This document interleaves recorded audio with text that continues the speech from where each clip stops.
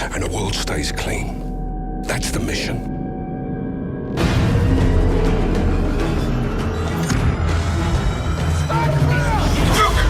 Where's Markov? You can't know war unless you have fought arse over elbow in some shitbog full of traps.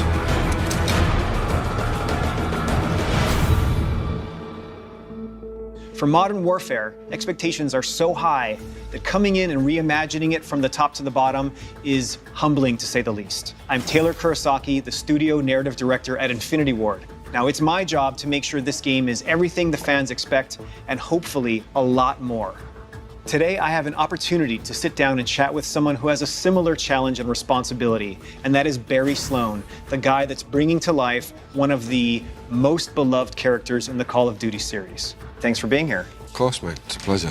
What was it like for you to be put into this role, and how does that relate to your experiences of playing Call of Duty in the past? I was very drawn from Call of Duty 4, the first Modern Warfare when that came out. I had that as part of my upbringing, my childhood, and then to become him has been just an incredible experience. I knew that if we found a guy who could exude what I think we all have in our collective memory of a guy that is Price, Yeah.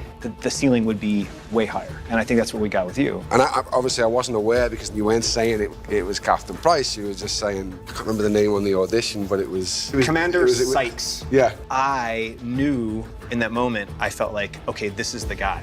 This is our Price. I wanted to be able to drop your voice into a real thing that we were working on. Okay. And so I couldn't have you say, under my command, Exactly, yeah. Commander Sykes. Yeah, exactly. Yeah. So I crossed out Commander Sykes, and I probably shouldn't have done this. It's probably a total breach of protocol I and enjoyed it. whatever. But I just wanted to hear your voice saying those words. Yeah. So I crossed it out, Yeah. and I wrote, under my command, Captain John John Price. Price. Yeah. And I do remember saying, oh, that's a name drop. Right there, that second. I was like, okay, here we go. Under my command, Captain John Price, you will have full execute authority. One of the most exciting things for me is the collaborative nature of what it takes to make this. Yeah. And how many people are responsible for the performance. And I remember speaking to Mitch, who's our technical advisor who I'd worked with before, and he said, you know, no one man can play Price, it takes an army. And it's very much that, and it has been from day one. You know, I'm the first guy to ever get to physically move him, so I had to find a way to make this guy real and believable, and a guy who can work in a 2019 scenario.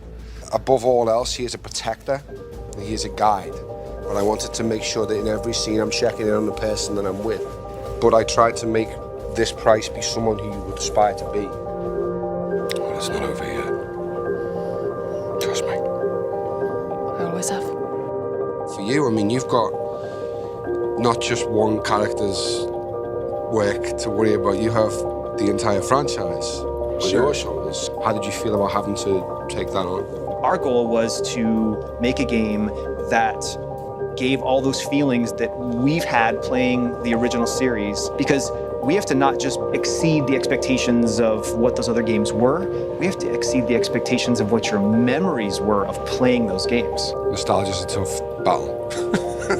Yeah. We didn't want it to just be another one. We didn't want it to just be, it's close enough to the original games.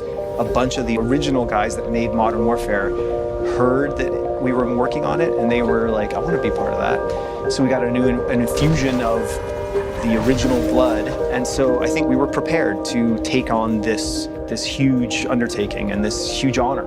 As someone who is a fan of gaming, who plays, although I'm filming it, I'm still not part of the process of making them. You've taken what was the acceptable level in this genre and put it somewhere that people are now going to have to try and get close to, because it's blown my mind what I've seen. I didn't expect it to look as incredible as it does. It's really, really special. When can you breathe? We just did.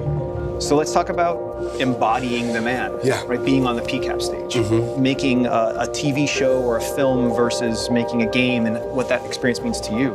There's much more parallels to theatre and video game, because you're being asked to dispel belief in a similar way. You know what I mean? It's that you know you're going into a make-believe world quite clearly. You're separated from it, but your brain allows you to believe aspects are real.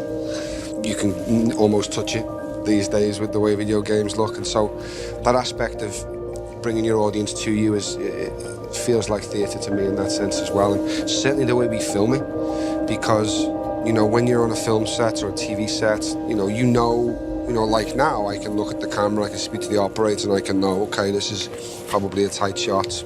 Hopefully I'm getting it right somewhere around here to about here. I know I've got about this much space, and then my frame cuts off.